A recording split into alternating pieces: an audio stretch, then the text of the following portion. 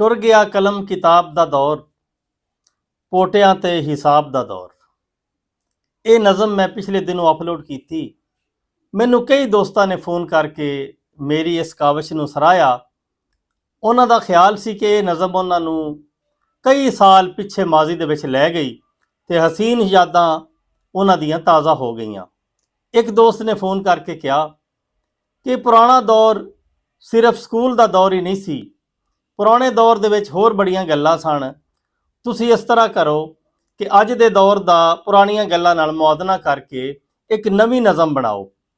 ਉਸ ਦੋਸਤ ਦੀ ਫਰਮਾਇਸ਼ ਤੇ ਮੈਂ ਉਸੇ ਕਾਫੀਆ ਰਦੀਫ ਦੇ ਉੱਤੇ ਕੁਝ ਹੋਰ ਅਸ਼ਾਰ ਲਿਖੇ ਨੇ।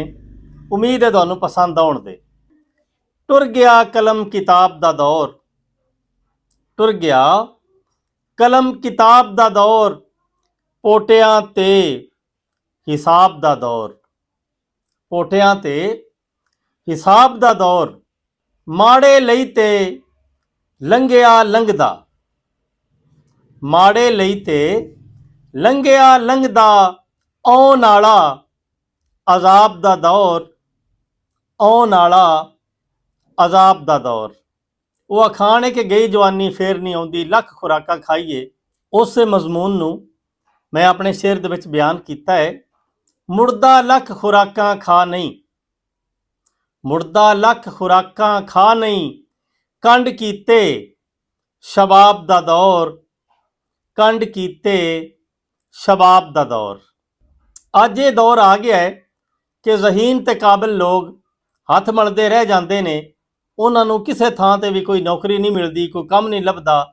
ਤੇ ਜਿਹੜੇ ਖੁਸ਼ਾਮਦ ਕਰਦੇ ਨੇ, ਜਿਹੜੇ ਰਿਸ਼ਵਤ ਦਿੰਦੇ ਨੇ ਜਾਂ ਜਿਨ੍ਹਾਂ ਦੀ ਸਿਫਾਰਿਸ਼ ਹੁੰਦੀ ਏ, ਉਹ ਅੱਗੇ ਆ ਜਾਂਦੇ ਨੇ। ਉਸੇ ਮਜ਼ਮੂਨ ਨੂੰ ਮੈਂ ਇਸ ਤਰ੍ਹਾਂ ਬਿਆਨ ਕੀਤਾ ਹੈ। ਰਹਿ ਜਾਂਦੇ ਕਾਬਿਲ ਹੱਥ ਮਲਦੇ, ਰਹਿ ਜਾਂਦੇ ਕਾਬਿਲ ਹੱਥ ਮਲਦੇ, ਜੀ ਜੀ ਸਰ ਜਨਾਬ ਦਾ ਦੌਰ, ਜੀ ਜੀ ਸਰ ਜਨਾਬ ਦਾ ਦੌਰ। ਇੱਕ ਦੌਰ ਸੀ ਕਿ ਦੇਸੀ ਖਾਣੇ ਖਾਏ ਜਾਂਦੇ ਸਨ। ਉਹਨਾਂ ਦੀ ਲਜ਼ਤ ਅੱਜ ਵੀ ਪੁਰਾਣੇ ਬੰਦਿਆਂ ਨੂੰ ਯਾਦ ਆਉਂਦੀ ਏ। ਤੇ ਅੱਜ ਕੱਲ੍ਹ ਤੇ ਨਵੀਆਂ ਖੁਰਾਕਾਂ ਨੇ, ਬਰਗਰ ਪੀਜ਼ੇ ਦਾ ਦੌਰ ਏ। ਉਸੇ ਚੀਜ਼ ਨੂੰ ਮੈਂ ਇਸ ਸ਼ੇਰ ਦੇ ਵਿੱਚ ਬਿਆਨ ਕੀਤਾ ਹੈ।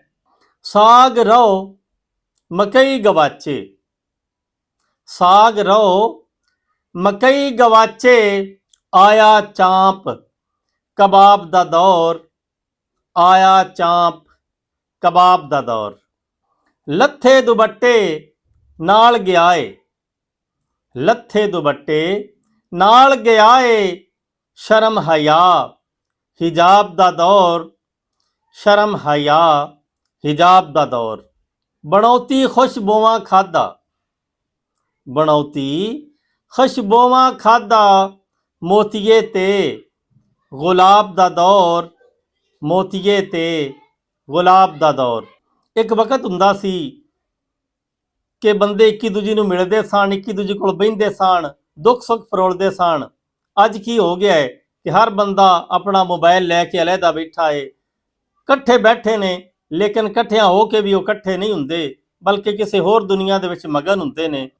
ਰਹੀ ਸਹੀ ਕਸਰ ਮੋਬਾਈਲਾਂ ਕੀਤੀ, ਰਹੀ ਸਹੀ ਕਸਰ ਮੋਬਾਈਲਾਂ ਕੀਤੀ, ਪੂਰੀ ਫੂਕ ਅਹਬਾਬ ਦਾ ਦੌਰ, ਪੂਰੀ ਫੂਕ ਅਹਬਾਬ ਦਾ ਦੌਰ। ਪਹਿਲੇ ਦੌਰ ਦੇ ਵਿੱਚ ਸਬਰ ਸੀ, ਹੌਸਲਾ ਸੀ, ਬਰਦਾਸ਼ਤ ਹੁੰਦੀ ਸੀ। ਤੇ ਅੱਜ ਦੇ ਦੌਰ ਵਿੱਚ ਇਹ ਚੀਜ਼ਾਂ ਯਕਸਰ ਮੁੱਕ ਗਈਆਂ ਨੇ। ਇਸੇ ਮਜ਼ਮੂਨ ਨੂੰ ਮੈਂ ਆਪਣੇ ਸ਼ੇਰ ਦੇ ਵਿੱਚ ਬਿਆਨ ਕੀਤਾ ਹੈ। ਜ਼ਿਆ ਸਬਰ ਬਰਦਾਸ਼ਤੋਂ ਆਰੀ, ਜ਼ਿਆ ਸਬਰ ਬਰਦਾਸ਼ਤੋਂ ਆਰੀ, ਬਦਲੇ ਹਸਦ ਅਤਾਬ ਦਾ ਦੌਰ, ਬਦਲੇ ਹਸਦ ਅਤਾਬ ਦਾ ਦੌਰ। ਟੁਰ ਗਿਆ ਕਲਮ ਕਿਤਾਬ ਦਾ ਦੌਰ, ਪੋਟਿਆਂ ਤੇ ਹਿਸਾਬ ਦਾ ਦੌਰ।